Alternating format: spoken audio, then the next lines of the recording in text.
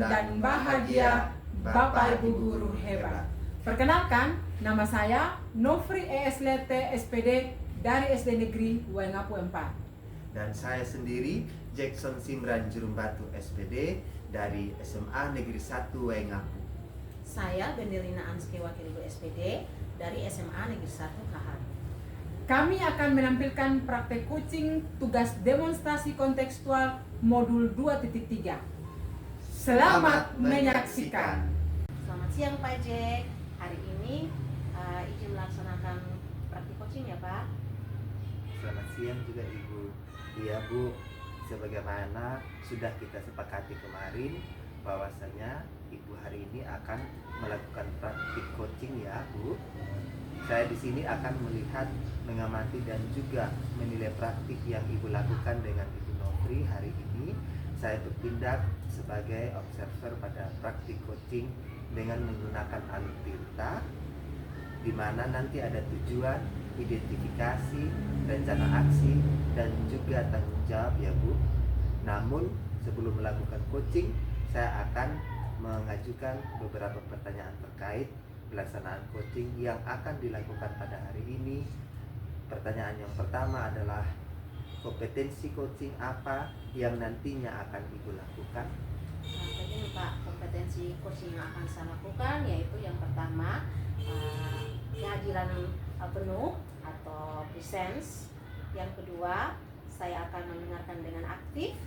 Dan yang ketiga itu saya akan mengajukan pertanyaan berbobot kepada coach saya Pak. Oh baik Bu Anske, berarti kompetensi yang ingin Ibu kembangkan hari ini adalah kehadiran penuh, mendengarkan aktif, dan juga mengajukan pertanyaan yang berbobot. Begitu ya Bu? Ya benar Pak Jack. Baik, mudah-mudahan kompetensi yang ingin dikembangkan bisa terlaksana dengan baik dan maksimal ya Bu. Pertanyaan kedua, kompetensi mana nantinya secara aktif dan spesifik yang akan Ibu lakukan? Kalau kompetensi yang spesifik Pak ada dua. Jadi saya akan mendengarkan dengan aktif dan akan mengajukan pertanyaan berbobot kepada coach saya. Itu yang cenderung spesifik kalau saya lihat Pak. Oh iya Bu, berarti di sini ada dua kompetensi yang ingin dikembangkan yang lebih spesifik ya Bu, yaitu mendengarkan secara aktif dan mengajukan pertanyaan berbobot. Begitu ya Bu? Ya betul sekali Pak. Ya, selanjutnya pertanyaan ketiga Bu. Boleh ya Bu? Ya tentu saja boleh Pak Jack. Pertanyaan saya adalah indikator dari pencapaian tujuan pengembangan yang ingin dicapai dari proses coaching hari ini apa Bu? Indikator sebagai coach saya ingin mendapatkan, saya ingin coach saya itu mendapatkan solusi untuk permasalahan yang dia dihadapinya Pak. Kemudian dia dapat menyelesaikan permasalahan itu dengan langkah-langkah yang nanti dia sampaikan kepada saya begitu Pak. Oh iya baik Bu. Jadi indikator pencapaiannya adalah supaya coach nantinya bisa menemukan sendiri solusi atas permasalahan yang dihadapi. Begitu ya Bu? Iya begitu Pak. Oke Bu Anske, hanya 3 pertanyaan yang saya ajukan.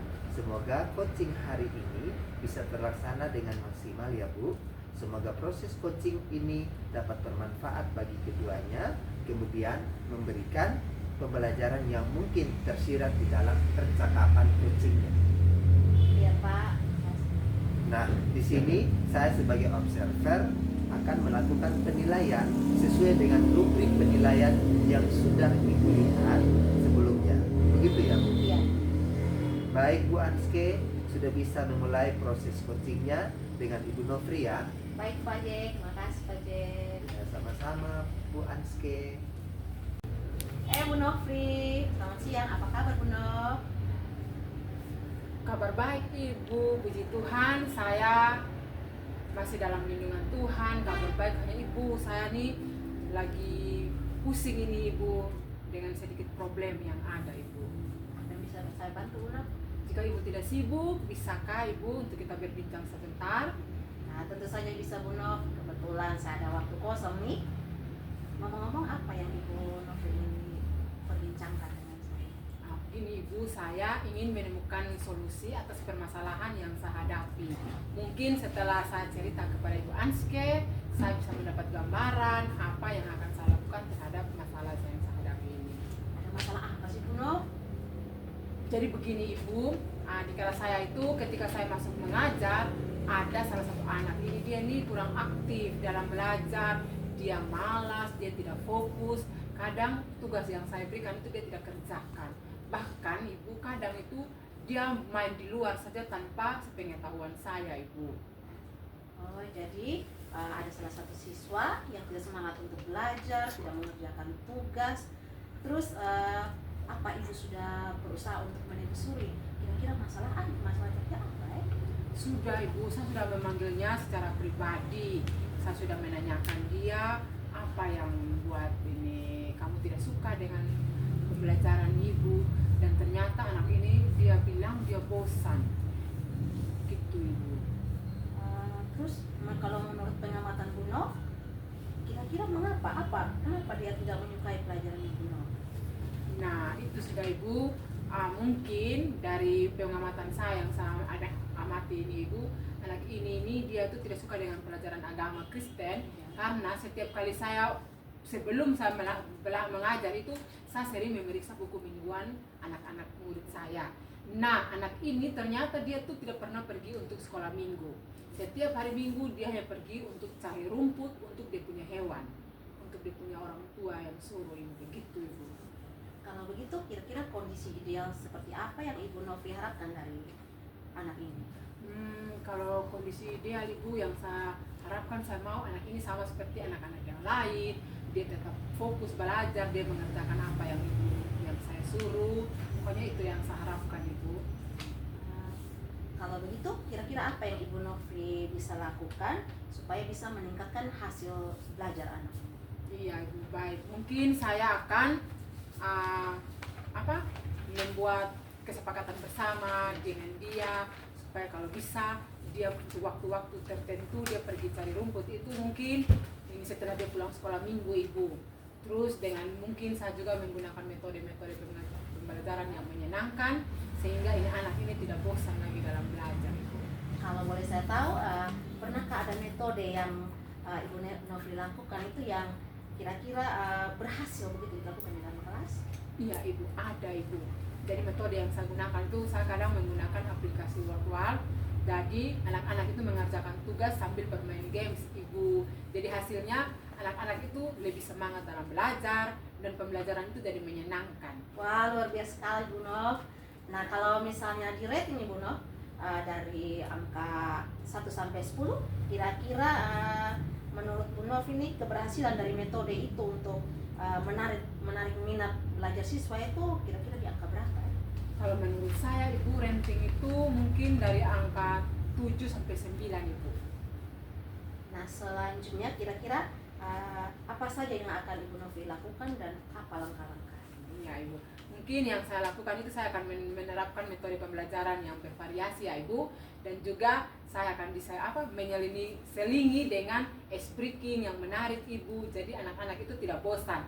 Saya dengan memakai aplikasi pembelajaran games yang edukatif, serta saya mungkin akan mengupdate informasi terkait cara belajar yang baik, yang menyenangkan, yang berpusat pada peserta didik. Jadi tujuan pembelajaran yang kita capai itu mungkin akan tercapai ketika kita menggunakan metode tersebut Ibu. Wah, sungguh luar biasa. Nah, kira-kira di sini Bu Nov, siapa yang bisa membantu Bu Nov untuk menyusun dan merencanakan kegiatan tersebut?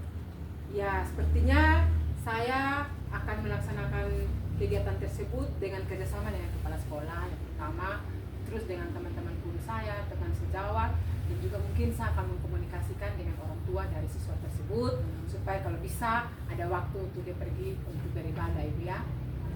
Kalau masalah waktu kira-kira berapa lama dibutuhkan waktu untuk melaksanakan program tersebut? Saya rasa itu tidak akan lama, dengan secepat mungkin saya akan menerapkan itu di dalam proses mengajar saya Ibu. Kira-kira kapan itu? Sepertinya tidak membutuhkan waktu yang lama. Saya menerapkannya itu tuh, cuma mungkin pencapaiannya itu ya Ibu yang mungkin agak lama karena Ibu tahu kan tidak ada yang instan ya Ibu ya. Benar sekali.